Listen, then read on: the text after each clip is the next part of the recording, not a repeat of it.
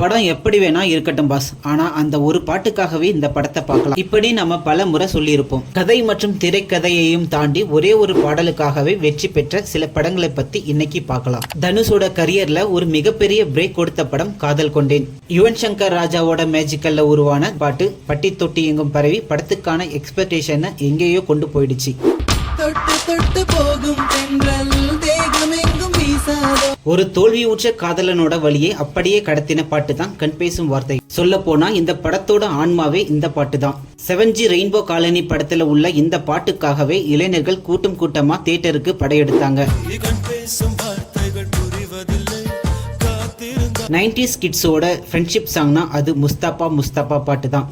AR Rahman இசையில வெளிவந்த இந்த பாட்டுக்காகவே காதல் தேச படம் வெள்ளி விழா கண்டதுன்னா பாருங்களேன்.